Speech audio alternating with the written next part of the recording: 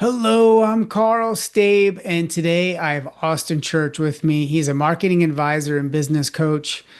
I had to have you on because we talked in Boise, and I just had a blast having dinner with you. Thank you for being here. Thanks for the invitation. I've been looking forward to chatting. Yeah, yeah. So, you know what I find interesting about systems? We often talk about the systems that work well, but I think often the things that work well are because we learned from leaders that, they maybe had strengths in certain areas and not in others. I'm curious, do you have a past, you don't have to call them out, but the system that they used that didn't work very well, that was broken, that was frustrating? What was that system and why was it so frustrating? Yeah, so yes, I've got one of those. I've got multiple that I can think about. And my very first job out of grad school was at a marketing agency. And then 6 months later, I got laid off. And what was really interesting about that time frame is I didn't know anything about running a business, about being a leader in a business context, certainly not much about project management, any systems or processes. So all I had to go on was this sort of 6 month immersion or dunking into the processes and systems that I had been a part of at the agency. And some of them were great. Uh, like one that I hated that ultimately was important was time tracking. And we could talk about that more later. The relationship of time tracking to improvement within the context of a creative agency. Um, One that I didn't like was, how do I put this delicately? Feedback is really, really important. Accountability is really, really important. And certainly for leaders, we actually need to hear from the people that we lead how our decisions are affecting them, right? But the way that feedback happened in this agency was highly dysfunctional. And I don't need to like talk about the people involved as much as to say, um, I noticed that a young woman who was my coworker was being singled out and humiliated in front of the entire team to the Hmm. point where twice in a single week she burst into tears in front of everyone. Now, it's hard enough to be criticized, but then to be criticized in front of other people, then to be criticized in other people who are in front of other people who are your coworkers, and then to have that. Now, I'm a crier, so tears don't bother me, but to have like an intense emotional response to that, that Hmm. just makes it even worse. So I saw a system of leaders who maybe justifiably needed to correct someone, maybe had a good value of how do we get better results? But the way they push toward improvement or the way they push toward better collaboration with the team actually humiliated a key person on the team to the point where I went to the principal of the agency and I said, here's what happened. My guess is you have no idea that this happened. I don't want to keep working here if this is usual. Like, if this is going to keep happening, I need to resign right now because I can't just sit by. We could get into other parts of my story that explain why bullying just, there are very few things that set me off faster than seeing Hmm. one more powerful person humiliate a less powerful person. It's even worse when it is the powerful person is a man, an older man humiliating a younger woman. Like you can already see those power dynamics. And then it's like, ugh, like it just made me feel so icky. I go and talk to the principal. Sure enough, principal had no idea this was happening. Was, to his credit, embarrassed, horrified. Later on, the person who had been sort of the bad actor, and again, maybe even for with good motivations, Hmm. came to me and was like, "How dare you?" And I said, "You never listen to a word I say. Why would this situation have been any different?" Because he was like, "How dare you go above me? Why didn't Mm. you come and talk to me first?" I'm like, "Because in the past, when I've tried to talk to you, you didn't listen to a word I said." So that is a system of very unhealthy and dysfunctional feedback that led to humiliation and tears. And it was not just a data point, but a trend. That was a system that I thought, never. I'm never, I don't ever want to be a part of that again. Mm. And that's the thing. These things shape us as leaders, and then they define often the systems that we create in the future.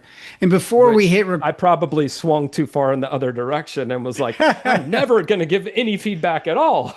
No, feedback is important, but sorry to interrupt you. You were going No, to say no, no. something.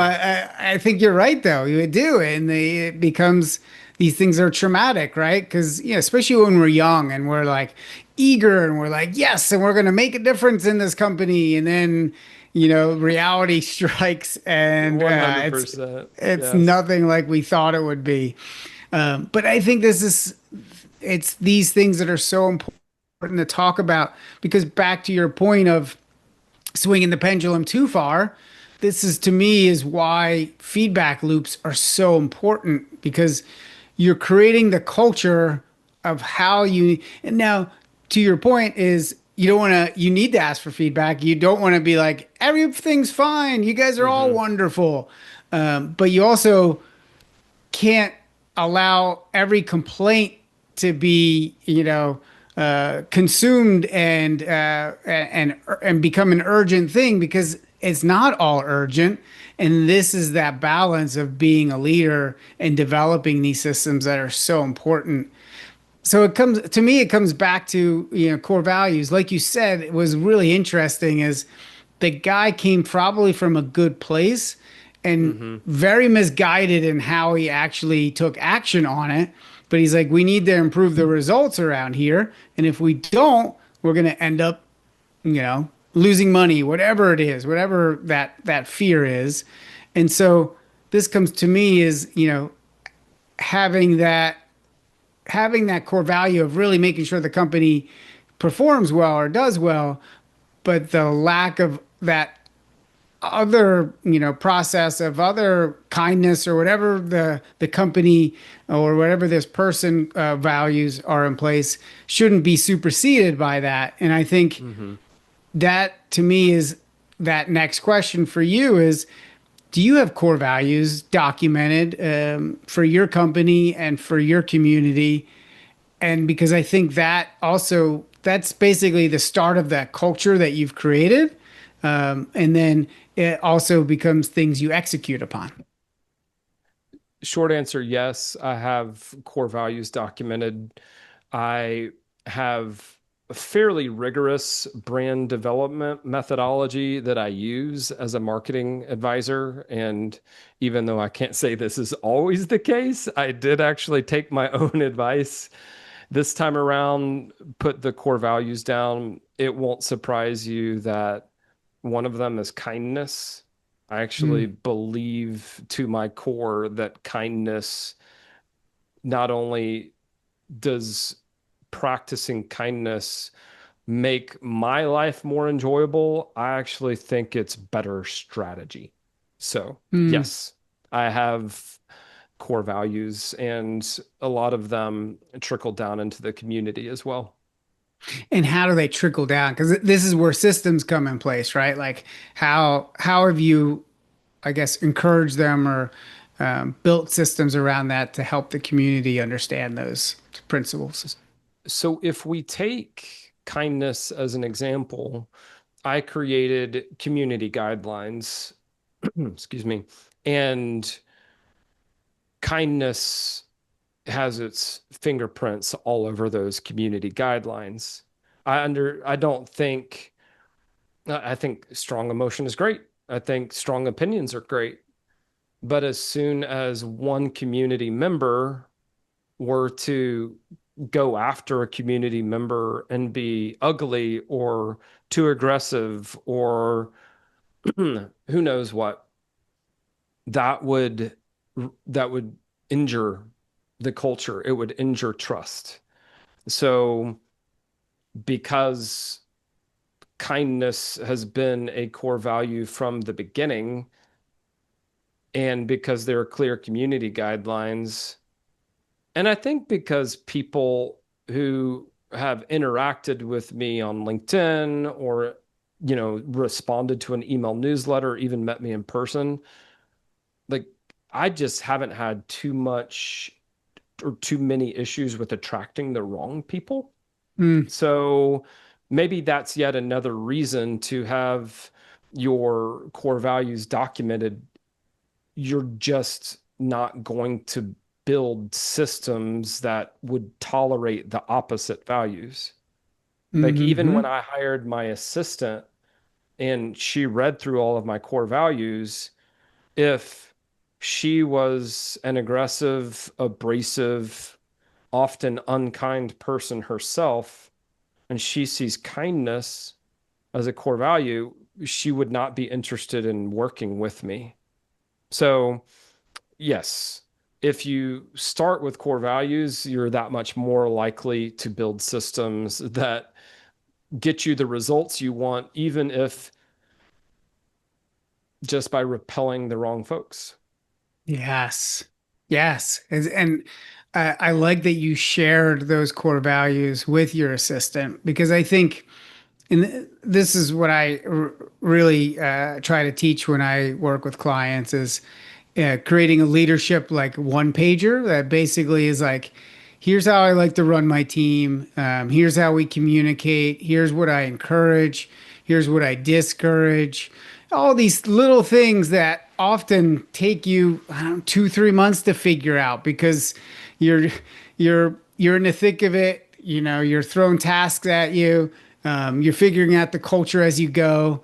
But if you just had this little one sheet that showed, hey, this is who we are. This is how we run around here. And, we want you to speak up. We want you to, be kind to other people. We want you to, be honest. Some teams are really big on honesty, some aren't. And the idea, though, is you can't be all the things to all the people, but you can be who you are and lead from that place. Mm-hmm. For sure. Another value that comes to mind is improvement. And I let my assistant know from the beginning, you will make mistakes. Just Mm, tell me about them. You're not going to lose your job because you made a mistake. In fact, if you make a mistake, then we can learn from it. Now, I think it's easy to give lip service to an idea like that when she has made mistakes or when I've made mistakes. It's how you respond on the back end of that that makes the value real or not. So that's the funny thing about values, I guess, is that your culture tells you what your values really are. Because you only create culture by just practicing values over and over and over again. So no matter what you say you value, if you look at your culture, that's how you know. If you look at how mm-hmm. you spend your time, that's how you really know. So that's a Yeah. good sort of gut check from time to time is how did I actually respond last time my assistant made a mistake? Do I truly value kindness and improvement? Because if I do, I sure hope I treated the mistake as an opportunity. Yeah. That's a great point, and that's that reflection time. And it's funny. Maybe I had this saved for later, this question, but reflection time is rarer than billable time, and I think the idea is building systems that work well for you. What system do you use to protect your thinking space? And, how do you do that? So I use a physical planner and I Mm, plan the week as a whole on Sunday afternoons.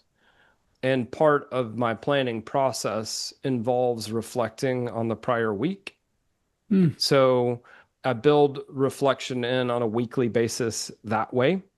mhm, I also do quarterly planning, and I typically come up with what I call a one-page growth roadmap, which has never more than three priorities in it, usually only five tasks for each priority. So the one-page roadmap will have a total of 15 tasks. Tasks are anything I can accomplish in one sitting. So I have that quarterly. And then usually on a monthly basis, if only for the community, I will write out a 1 to 1.5 page retrospective. And they're always structured the same way. I have a template. So I will look back at the prior month. I will look back at my goals for the month. I'll look back at my goals for the quarter. I'll look back at my goals for the year and I'll reflect on those.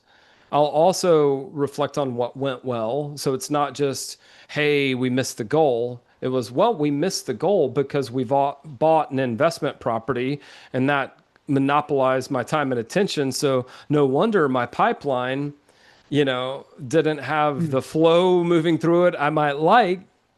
I was focused on long-term wealth creation instead of short-term cash making, right? So mhm, those are the three things that come to mind. I'll typically do a year in review and a year in preview in December. And then this last thing is kind of silly, but I'll throw it out there because you asked. I have found that I get a lot of thinking done in the car if I simply leave the radio off and mm, don't put in my AirPods. I can also do that at the grocery store, but I had to break a habit first, and the habit was reaching for my phone anytime something wasn't demanding my attention.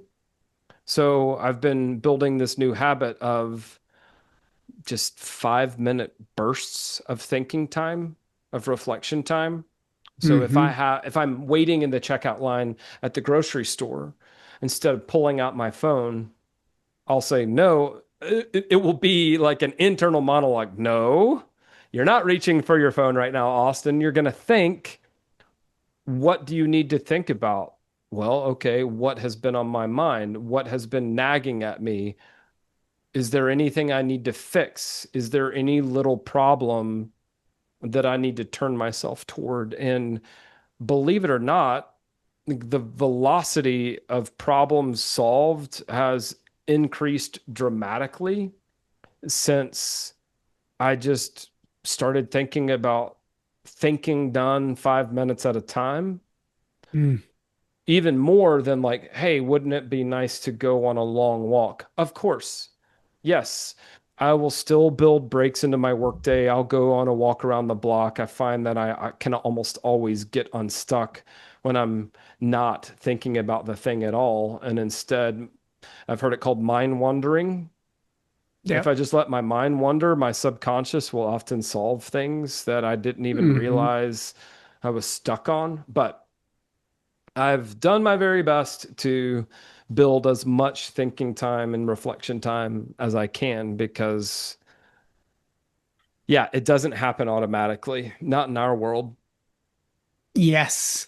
And I think you're right. Like we all are prone to reaching for the phone, turning on Netflix, tuning things out and or distracting ourselves instead of giving ourselves that time to process things and really understand what's going on. Because sometimes it's not that first thought. It's not like, oh yeah, like I need to get better at doing this. Okay.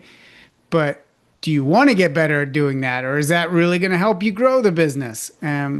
That's great. I love that system, and I love the idea of 5 minute chunks because we're living in this fast paced world. And we do have this time. We have time Mm-hmm. when we're waiting at a red light. And yeah, we turn the radio up or we're like, let's find a good song.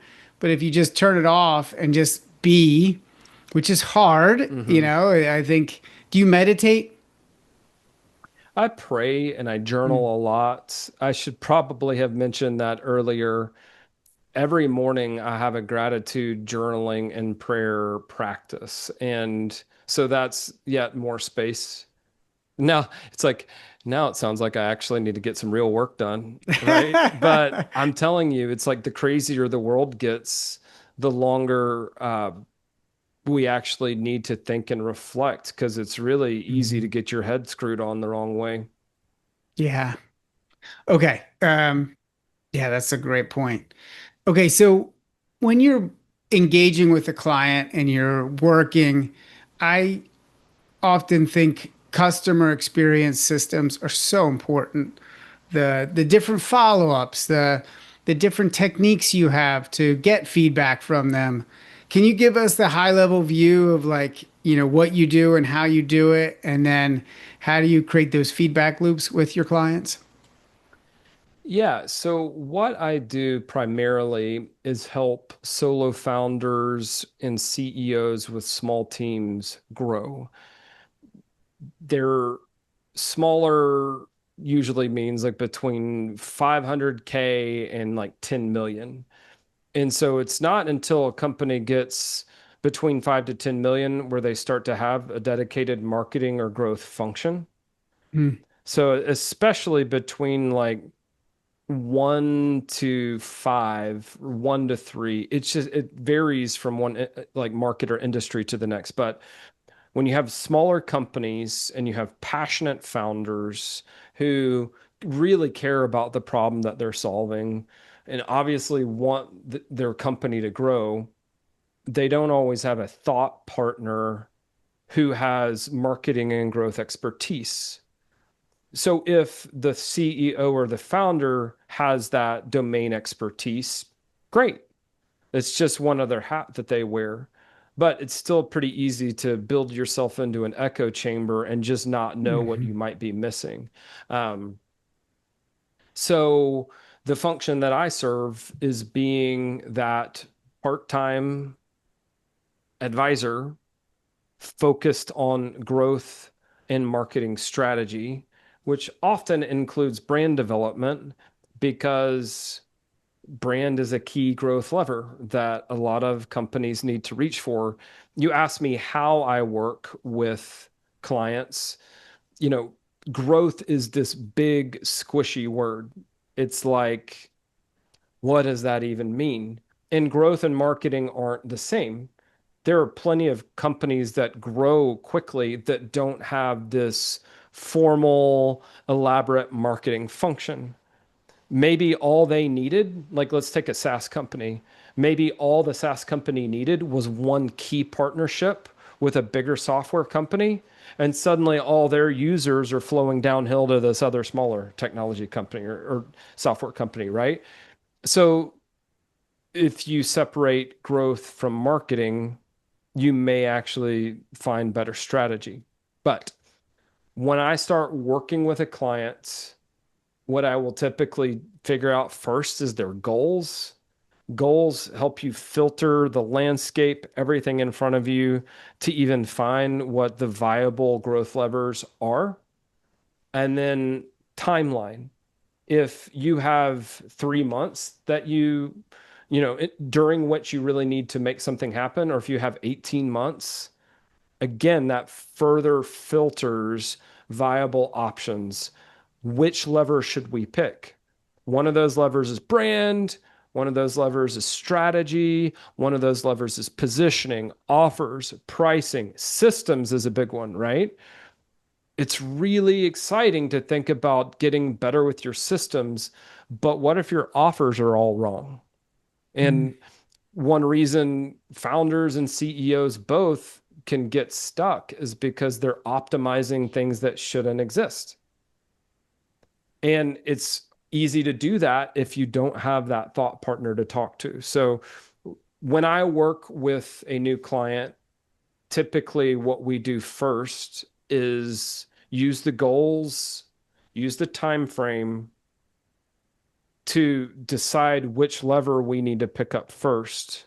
It won't surprise you that it's often strategy or brand or both. And then some of the other growth levers we'll pick up after that. But you got to start with strategy. What is the path to better? That's how I typically define strategy. What is the path to better based on the goals? Mm, What's our time frame? Then let's be highly strategic in which growth levers we're going to pick up and use. yeah. Do you have a way, a system for getting feedback? Like, do you do it like monthly, quarterly? How do Feedback you? is typically measurement. So when I'm in that growth function, we're looking at KPIs. Hey, what are Mm, the key performance indicators? Like, how will we know we are succeeding? With something like brand, it's more like outcomes and key results, so OKRs. And like this might be harder to measure, but an outcome or key result might be we're becoming well known in the marketplace and we're building an association between the name of our company or our brand name and hmm this outcome. So, like, how good a job are we doing at managing a handful of key perceptions out in the marketplace? mm, So, how good a job are we doing at getting people reaching out to us? So, inbound, I'd love to work with you. I love your mission. I want to make an impact, right? So, that's typically the feedback. It just comes in the form of measurement more often than not. Okay, so as you start to help people, you've also built up a community online too. And I think this is hard. It's a lot harder to um, lead from a position of community leader than it is like directly one-on-one or like working with your assistant, right? And seeing like, okay, we need to make some adjustments here. How do you view your systems around leadership and get feedback from your community and then be able to implement that feedback? The nice thing is just to ask people in DMs. I mean, obviously, I can survey people, and I think quantitative results or feedback like that is helpful. But I think people tend to be more candid if you ask them one on one. Mm, Hey, hmm is there anything I can do to make this community better? Yes, all of the resources we have are amazing. It would be kind of nice to have a quick start guide. And I'm sitting there thinking, okay, I already have the whole onboarding process. But sure enough, if I just put the onboarding process in a PDF, that's the way some people prefer to use it, Yeah. consume it. So a lot of the feedback that we take is maybe it's not earth shattering. Maybe it's not, I've never thought of that before. Maybe it's just listening and finding people's preferences, responding quickly. And I'm sure you've experienced this when it comes to leading a group of people, leading a community. If you have a community where you've attracted mature, reasonable members, they don't actually expect me to act on every piece of feedback. Mm, They do want to feel heard. And so, as long as there are mechanisms in place and I demonstrate openness to them on a regular basis, they actually trust my judgment, meaning they will trust me to decide what we should do in the community and what we shouldn't. And you have to have mechanisms for building that trust too. I spend a lot of face-to-face time with community members, usually in a group coaching setting.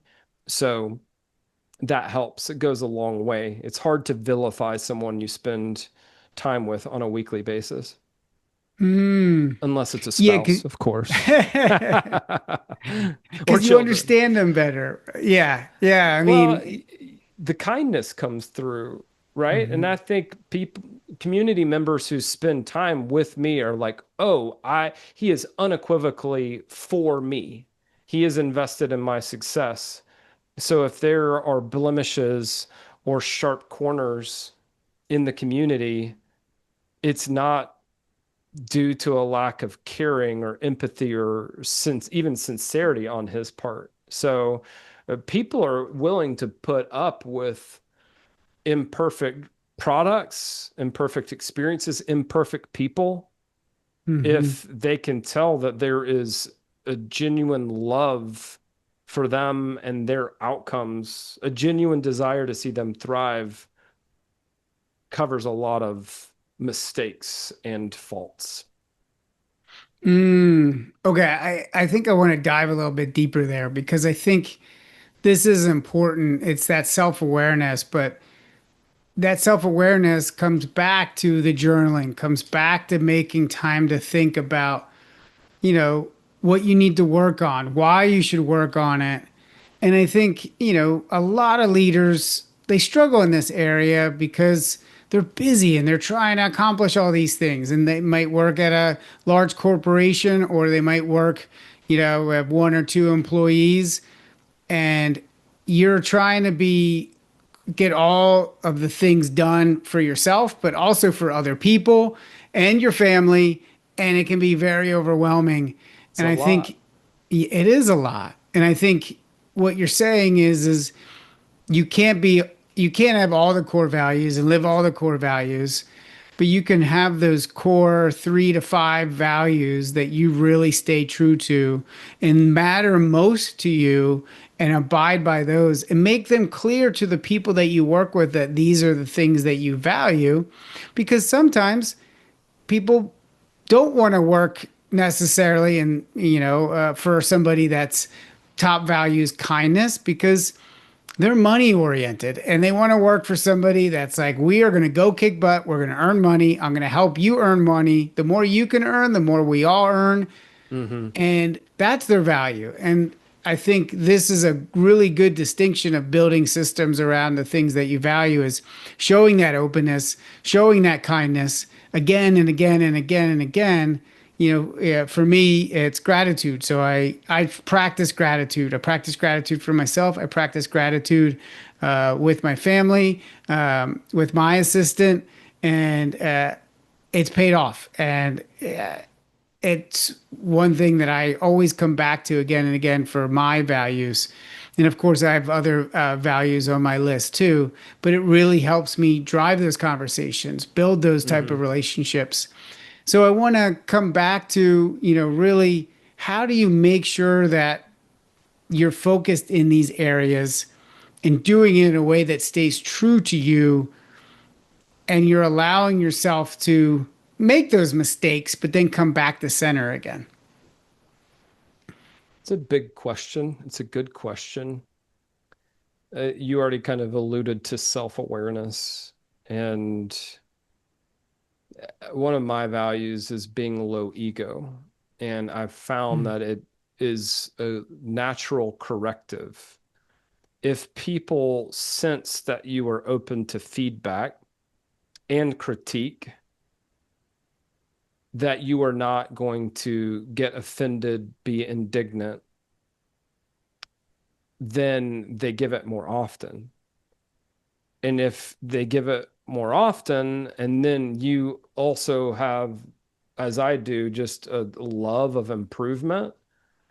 And I don't know that, I mean, I know some people have that as a value, but that's also just my wiring. I'm like, how do I do all the things that I do better? My wife would tell you I'm like never satisfied with the barbecue that I make. Every once in a while, I'll be like, "Ah, that was a really good brisket. I'll give it to myself," or like, "Those are the best beans I've ever made." But I just like making things better. It's my wiring. So because I have a value for being low ego, and because I think that invites honest critique, and also I think because people see that I prefer to be kind to them and usually am, I've found that people are usually kind back to me. Like you Mm. actually don't feel bad about being a jerk to someone who's been a jerk, Mm. right? Like if someone is rude to you at a restaurant, you like now you still have a choice to make. I just don't enjoy being rude or ugly. I just don't enjoy it. So even when Mm. people are rude or cop an attitude with me to respond in kind, I just don't find enjoyable. So I normally am just going to stick to what how I prefer to show up, right? But the cool thing about being low ego, if you value that, humble, kind, open, is that you have this like huge pipeline of feedback coming at you, or at least you can because you embolden other people to give you that feedback. They know you care, right? And then if you combine that or match that with a value for improvement, you always have this running list of things to improve. And then if you just do it, I have a bias toward action. I love doing it. Mhm. It kind of creates this virtuous circle where, like I mentioned earlier, a member of the community was like, hey, a quick start guide would be cool. So we made one. And then, so what is she left to think? That her feedback matters or it doesn't matter? Yep. Well, that it matters. So I have a whole team, meaning I have a bunch of members who like to point out ways to improve, which enriches the experience for everyone. And then as people see the experience becoming richer and more valuable, they have more reasons to stick around. So I'm not sure I've answered your question, except to say certain values, especially if you combine them with certain personality or character traits, they have this compound effect where when people do give you feedback, they're pretty polite and it makes you want to receive it and do something with it, and everyone benefits. So Yeah. my biology teacher in high school used to say, I forget the question, but there's your answer. So I'll say the same to you, Carl. I forget the question, there's your answer. No, I think there's a lot there, right? You really have to, coming back to, like you said, self-awareness, being able to live the things that you value, and that's the people you attract. And it made me think of what you put out into the world comes back to you. That saying is Yes. Yes. bec So there's this guy named Peter Kaufman who's got an incredible essay about multidisciplinary or cross-disciplinary thinking. And so, for example, he might take like that, I think it's from thermodynamics, maybe it was Newton, but for every action, there's an equal and opposite reaction. hmm And he's like, isn't that true in interpersonal stuff? Like in relationships, it is. And so he put together some of these sort of design principles of the world and said, go positive and go first. mm, And I latched onto that phrase because that has shown up in my life and in my business so often. You get what you give, hmm you pick up what you put down. So it actually benefits you to go positive and then be the leader, go first with that. And I find myself in elevators now because that's the example Kaufman uses. You get on an elevator and you smile at the other person and you say, how's your day going so far? Do they typically ignore you? No, they respond. And you may actually find yourself making a meaningful connection with a complete stranger and you talk for 17 seconds and then you part ways. Or you can get on an elevator and you can ignore the person. And what will most people do if you ignore them? They'll ignore you right back. hmm Or you could be openly hostile.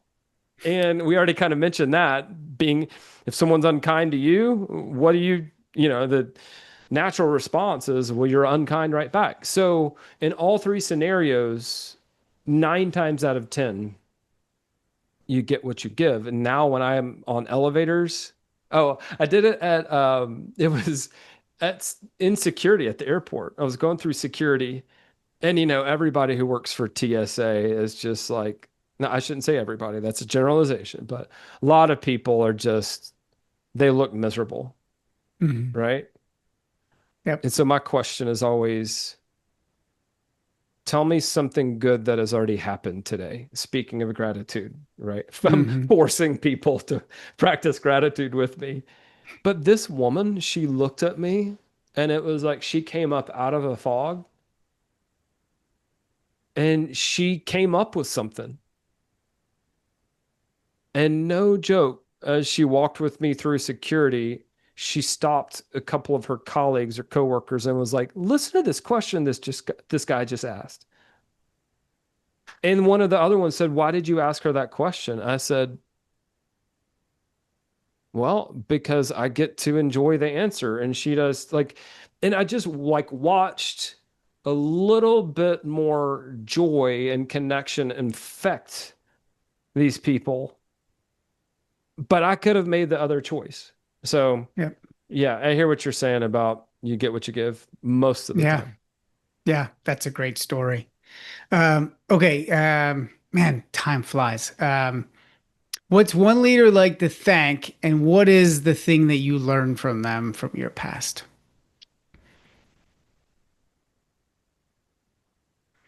I would think my dad. Hmm. He sells insurance. He is conservative and he is quiet. He is an introvert, although it wasn't until recent years that he would have put any labels on that. He he's in various leadership positions, and he told me about this one leadership team. They had taken the Myers-Briggs test. And he was like, "Do you want to know what I am?" And I was like, "Oh, I already know." He was like, "What do you mean you already know?" I was like, "Dad, you're the exact opposite in all four areas of me. That's how I already know." He's like, "All right, so what am I?" And so I told him, and he was like, "Well, you're right." So I grew up in the home with a father who was my complete opposite in every way. Hmm. And yet, I look back and I don't see many examples of him trying to mold me into his image. I see him, you know, with this sort of with quiet daily heroics, trying to understand a son who is his complete opposite in every way. Hmm. What's funny is that I take after his father. So he was able to be like, what is my dad like? Oh, I have a mini me of my dad in my home. So anyway, he is you're like, what would I thank him for? I would thank him for a steady presence. Like he's a very kind man. Hmm. I don't remember a single time that he raised his voice. And there was a time in my teenage years where I think I wanted my dad to be like exciting or to like encourage me to go out and take massive risks or whatever. Hmm. And what a stupid thing in retrospect. What I wanted is exactly what I got. Someone who is trying to love me into the best version of myself, someone who was at every ball game, every recital, every play, every who was just there. Hmm. So I think that's like when I think about what being a father even means, the vast majority of the stuff that has come to fill out my definition of good fathering came directly from my dad. Mm, I love that. That was powerful. Thank you. That was really good. You're I welcome. forgot to mention before we hit record and before we wrap up, I usually do a 5 minute system segment. Do you have Mm. time to do that? Yeah, let's go. Let's Okay. go. We'll say, let's wrap this up and then that will be a separate segment. Thank you so much for being here. This has been fantastic. Where can people go to find out more about you? So I spend a lot of time on LinkedIn, and when you come, send me a DM and ask me about levers. I know everyone who listens to your podcasts really cares about systems, Mm, and systems are a key lever. And the fulcrum that those levers push against is always subtraction, and that's been my kick recently. If anybody wants to have uh, a conversation about subtracting first and hmm. optimizing second before you start reaching for growth levers, I've just been geeking out about that recently. So Oh, find me that's on cool. LinkedIn, start a conversation. Let's talk about levers. Love it. Thank you. Thank you so much. You're welcome. All right. Okay. So what I'm going to do, one thing, the 5 minute thinking in chunks, I think that is a really unique way of looking at things in this fast paced world. I'd like to dive a little bit deeper into that. What do you think? Sure. Okay. So I'm going to introduce you, say 5 minute system segment. So maybe we can talk about, the what, the how, and the why.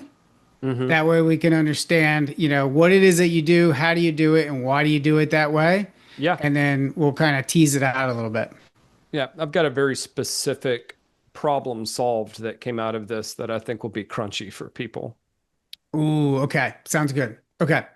Hello, I'm Carl Stabe, and today I have Austin Church with me. We just did our full interview. Now we're doing the 5 minute system segment. Thank you for being here. What's your 5 minute system, Austin? I think it would have to be these 5 minute bursts of thinking I do throughout the day. It came directly out of reading Digital Minimalism by Cal Newport. Mm, He talks about reevaluating, kind of renegotiating your relationship with technology, specifically breaking the automatic habit of reaching for your phone whenever something isn't monopolizing your attention. hmm. I took that to heart. I broke the habit. I started reaching for my own mind, which sounds crazy when I say that, but I started reaching for cognition rather than reaching for my phone. And it goes something like this. I'm at the checkout line at the grocery store. I find myself like I always carry my phone in my back pocket. So I'm reaching toward my back pocket and I'm like, no, I'm going to think instead. And this is something I will say inside of my own mind. I'm going to think instead.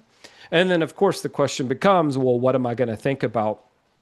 And I was doing this one time at the grocery store and it was like, well, what am I worried about? Or what is nagging me at the back of my mind? Or what problems do I have? So I just have this sort of like reflexive or self reflective group of questions that I'll ask to arrive at something to think about. And so that particular day, I realized I have a new business partner because we went on it and we went in on an investment property together. I want to do a really good job keeping the books. It's my responsibility, but I don't want to do it.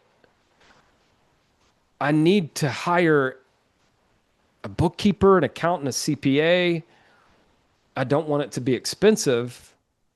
I'm already really good at hiring incredible folks in the Philippines. Why wouldn't I just hire a world class bookkeeper in the Philippines? Okay, what would the very next step be? Well, writing the job listing. No joke, Carl. On the way home, I have a one tap shortcut on the home screen on my phone. So I gave myself permission to take out my phone now. I tap the shortcut, it opens a voice memo. And so I speak the job listing, then I send myself the transcript. I spend, I don't know, 10 minutes cleaning it up. So within less than 24 hours, I was receiving applications to this job posting. So if I will think in 5 minute bursts, I will increase the velocity at which I solve problems. I have fewer problems that linger in my business, and I feel more momentum as a result. That's fantastic. What's interesting is I've been trying to do something similar, but I've been using ChatGPT and talking to it, letting it know. And it also does the transcription, but then it will talk back to you too. And like, so I'm trying to train it to then ask me questions. And so it's so fascinating. I love that idea.